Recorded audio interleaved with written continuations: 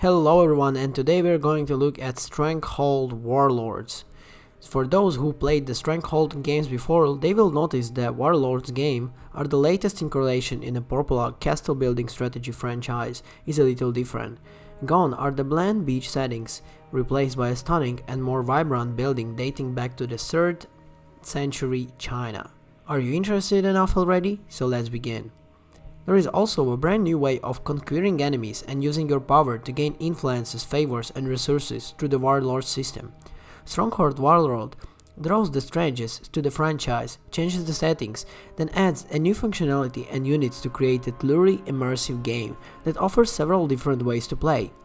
There are main 4 Warlords that you can control in multiplayer or skirmish campaign, who also appear in the main quest lines. They're also complemented by 8 minor warlord archetypes that can conquer, upgrade and command.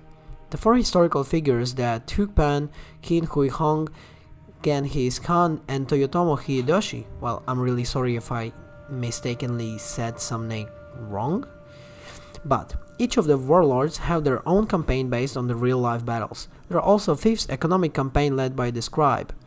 Across the 5 narratives, there are 31 levels in total, spanning the several different ways to play. If you're playing campaign scenario with the minor warlords on your map, you can conquer them to gain benefits for yourself. All you need to do is to get the warlords' health lows, then to stand next to them to accept their surrender. The benefits vary depending on the body of the warlord they conquer. Each minor warlord is linked to an animal, including on pig, horse and a dragon.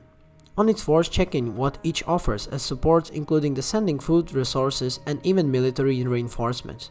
Each scenario will remain the warlords more useful than others.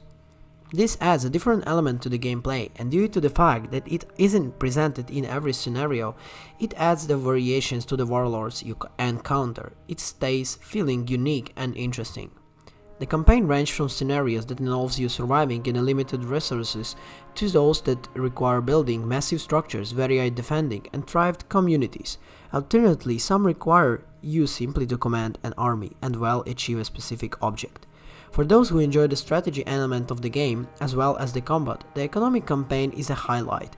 You'll be required to balance your resources and build carefully to hit economic-based goals while also keeping your community and your lords safe. It requires having enough military force to defend your base while not negating food, resources and specific time-based goals. If you prefer military play, then Genghis Khan's campaign will be for you. As you'd expect, if you know your history, there is a lot of killing and conquering involved, as a building of some spectacular and explosive defenses, and siege weapons, with the gunpowder used as highly encountered. As well as the single-player campaign, Stronghold Warlords offers the several more options. You can set up completely skirmish against an IE opponent, battle against others in an online multiplayer, or play and community build maps. There are also free build option in which you can just sit and build a traveling community, one of the 3 different maps. Start with nothing and build a castle and settlements worth defending. Well, but let's say about something negative. The UI is something that may be sticking points for some. For me, it's manageable since I have a monitor of a 3440 x 1440 resolution, but on a smaller screen it could easily dominate. The above image was taken in 2560, and you can see that its already UI is quite large in smaller resolution, while in 4.3 it's even pronounced. On the left is permanent map, where you have your resources various displayed on the right. You can minimize the resources tab, but only to the 2 of the 3rd. Above the map, text announcements appears. You can choose the leave with visibility. The right-hand side has a tall menu that displays your current popularity and allows you to easily adjust ratios, taxes, and resources distribution. Clicking on each section will also display a large window with the details of production or income. This window displays over the seemingly random blank spaces next to the main build menu that displays drop formation information. In fact, the options in general are very sparse. As you'd expect, you can adjust the resolution, sound, levels and graphics quality.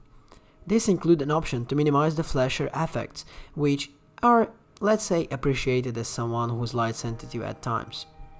The only letdown basically for me was UI, and outside of that, I can say that the game is quite good. The difficulty is one of the other things that might be odd-putting to some.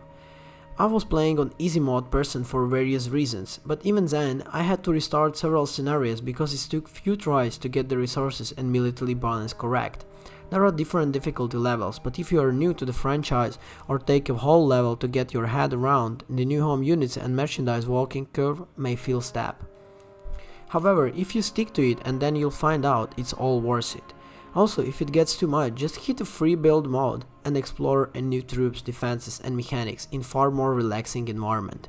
Finishing on this note, I would like to say that this game is actually really good if you like this kind of strategy wargaming types of game. Big recommendation, and 8 out of 10 mark is coming from me. Guys, thank you for being with me on this review, and I'll see you in the next one. Bye.